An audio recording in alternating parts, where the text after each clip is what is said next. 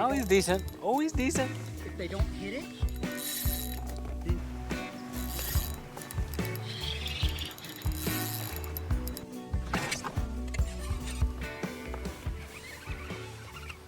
What's up, river people? It is late summer. It is low water conditions. It's hot. It's a tough time of year, generally speaking, I think, for a lot of people. But let's go out and catch some fish and talk about some of the areas that I look for, some of the techniques that I use to target big smallmouth this time of year.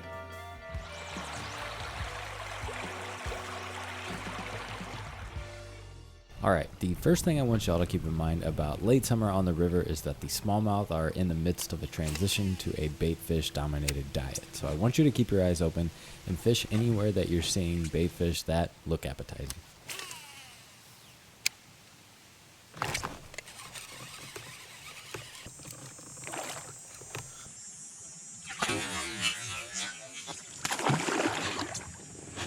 Go ahead and hop right in here, buddy. I do want to point out, it's not that smallmouth aren't going to eat a crayfish this time of year. It's just as we move closer into fall, they are definitely going to be focused more on bait fish. So any sort of lure that's a bait fish pattern or color or shape is going to be pretty productive. During the late summer, cover options for both smallmouth and bait fish are pretty limited in the low water, so I'm going to be looking in laydowns, and in the rivers that I fish in northern Wisconsin, I tend to find a lot of bait fish of all different sizes concentrated in the laydowns with flow, depth, and shade.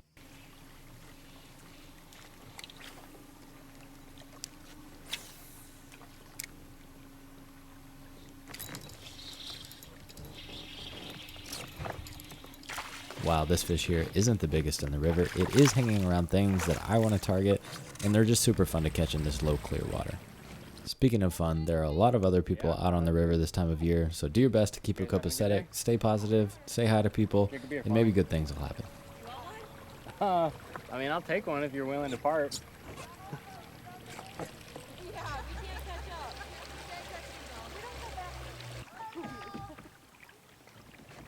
Hopefully you like bush light. I'll take whatever you got. That's all they got. It looks cold. Toss it. Toss it, Katie. Oh, God. Nice toss. Thank you. Appreciate that. We're fishing for smallmouth bass. I had a pike bite down there too. So. Lots of smallies and pike in here. All right, so with the cold one down the hatch, let's go ahead and get back to fishing. What I am rolling up on here, I am going to give you guys two options, and I want you to think about which spot you're going to hit as you float by. You only get one cast. What is the high percentage spot that's going to produce the fish right here in this area? Now, I know both these spots look very similar, but it's late summer, and I want you to think about the importance of flow this time of year and make your decision based on that factor alone.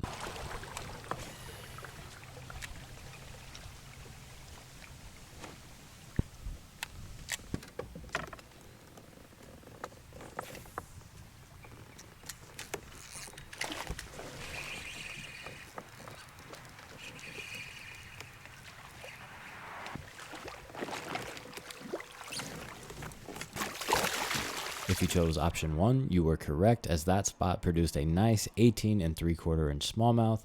Now, the reason I think option 1 was preferable over 2 is that it was closer to the flow. In general terms, during the late summer, I find smallmouth positioned closer to faster moving water. So option 2 had more slack. It was blocked by wood that was perpendicular to the current, and option 1 actually had a laydown that was parallel to the current, and that is key for me this time of year.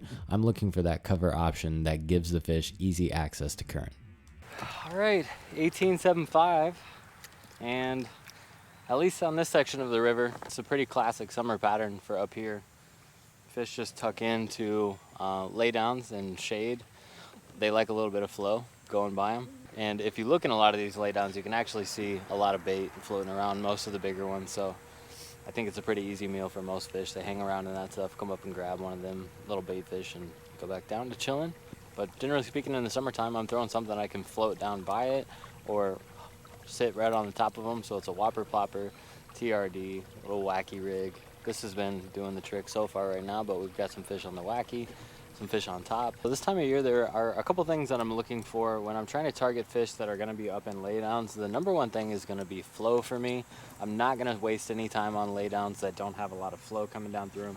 If you look at these right here, you can see there's a good amount of current flowing down through them. And really what I wanna see in addition to that is some shade and a little bit of depth, but depth is my third thing, and honestly, sometimes it's the least important because fish will tuck up underneath this stuff in a foot or less of water. As long as it has flow and shade, because of the laydown providing enough of that cover for them, they're gonna be there. And then what it comes down to at that point is making the right cast. Now, casting is important all times of the year, but a lot of times during the late summer, fish are gonna be zeroed in on one specific spot, and they're not gonna be moving around a whole lot. They're not gonna come way out in the channel to chase a bait.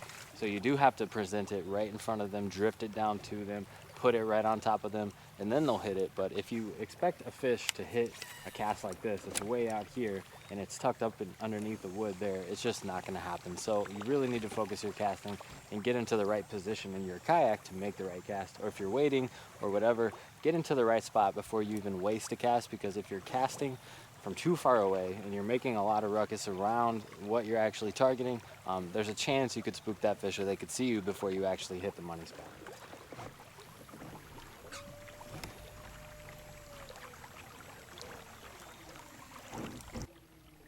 While there are going to be a decent amount of fish tucked into laydowns when the sun is out in the late summer, there are also going to be fish that are roaming the river channel. And yes, even in low clear water conditions, big smallmouth will be roaming in the main channel looking for forage in the form of bait fish, of course. One of my favorite ways to target these roaming fish is to look for hard to soft transitions. Now, on this river up north in Wisconsin, the substrate is primarily sand, so anytime you find that transition from sand to rock, you're probably going to find fish. And on this particular day, we were not only seeing smallmouth, but we were seeing red horse too. So when we saw that, that was a clue that we needed to be slowing down and fishing those areas.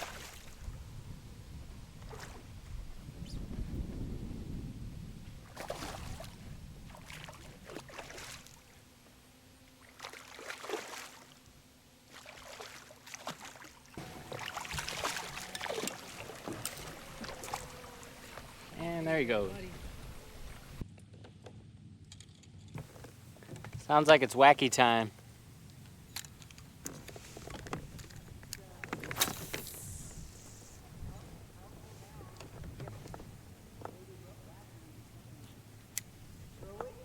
Leave your bail out and let it float just for a second, and then engage your bail.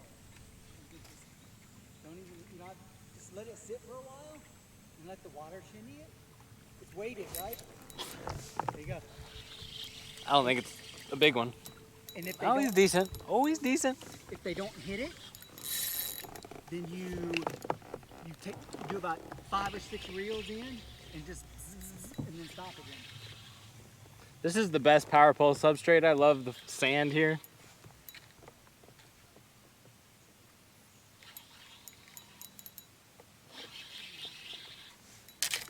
I know you want to get under that log, and I know you want to get me all wrapped up.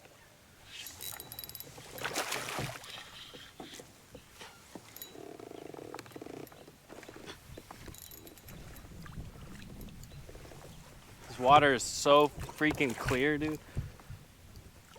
Oh, come on.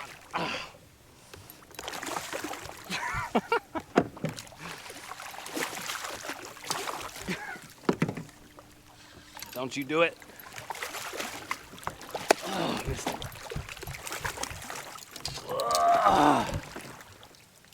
Woo! That's a tank. Where'd he come from? He wasn't going anywhere.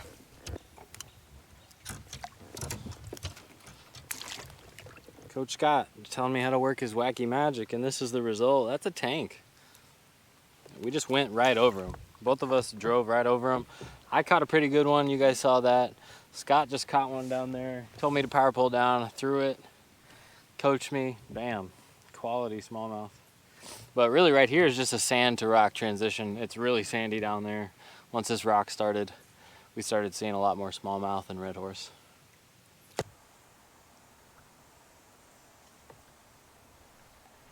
I think this one takes the prettiest of the day though.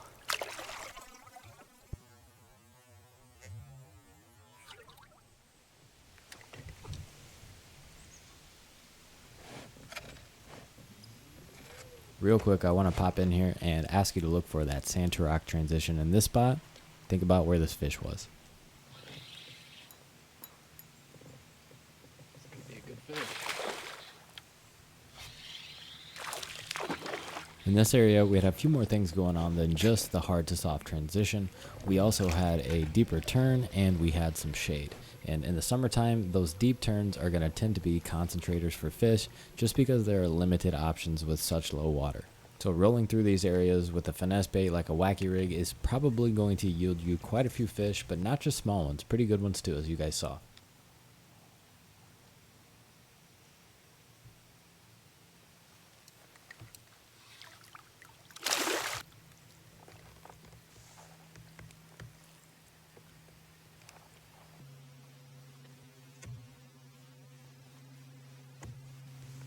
In my opinion, throwing weighted Wacky Rigs in current this time of year is such an underrated technique because these fish have seen everything from everyone who fishes these rivers. So throwing something finesse that doesn't have a lot of action, that doesn't need a lot done to it, is a really solid option in this time of the year.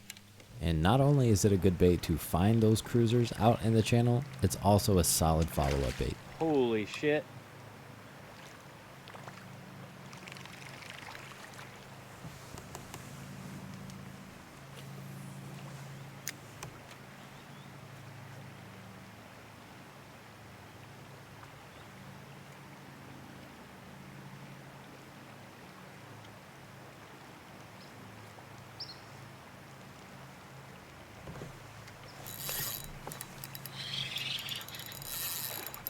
Big. Be a smallie. Come on, be a smallie. Oh, it's a smallie.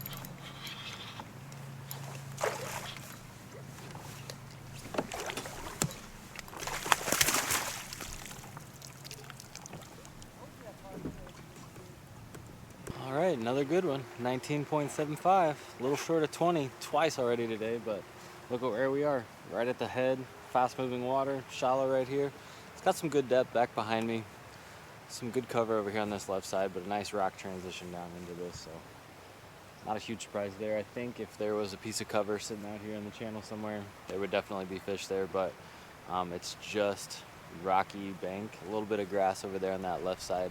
Something came out and chased the whopper flopper, missed it, threw the Wacky in there, and bam, quality smallmouth. And just as I sit here, I'm seeing bait suspended right here at the head of this, kind of going out this way. So I'm sure that fish was munching. Let's go find another one.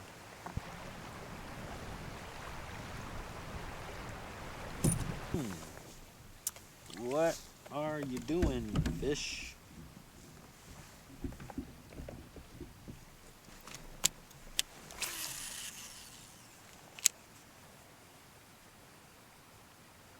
So as I noted earlier, this footage is actually from the day before, and you can probably see that it's completely different conditions. So it shouldn't come as much of a surprise that the fish were doing different things. As I roll up on this spot, I want you to think about where you'd be casting based on what you just saw in that previous catch.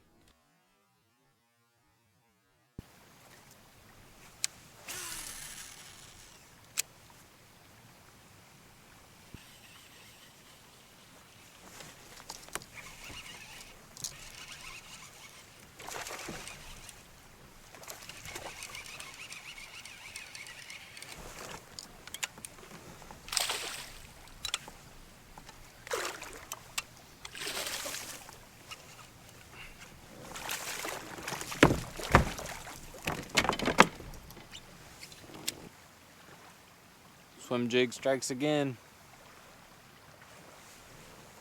Well guys, that fish just kind of goes to show that even when you think you know what you're doing, you know what the pattern is going to be, sometimes you're just straight up wrong. And last year we did a different stretch on the same river, and the fish were set up pretty predictably, and they stayed that way for 2 or 3 weeks. Pretty easy to catch, easy to find, especially if the sun was out. But today, a little different section of the river, little different conditions. Super cloudy. It was supposed to be 90 degrees and sunny. That did not happen. We're going to get rained on a little more, but even still, that big fish was in fast, shallow, moving water, like a foot or less, maybe 1.5 feet at the very most, sitting on top of a piece of cover, a piece of wood, directly in the current. So that's not the pattern I was prepared for at all today, but we're going to adapt and see if we can find a few more. So let's get to it. So even though I was out on the river that day planning to target fish that were tucked deep inside laydowns, what ended up happening was that we found fish that were up above riffles in faster moving water, sitting on the upstream side of cover, ready to ambush whatever swam by. This is definitely a summer pattern, so don't neglect it in the late summer, but as we move closer and closer to fall and those cooler water temps, we're going to find less and less fish. They're going to be gravitating more towards slack instead of that faster moving water we were finding them in on this day.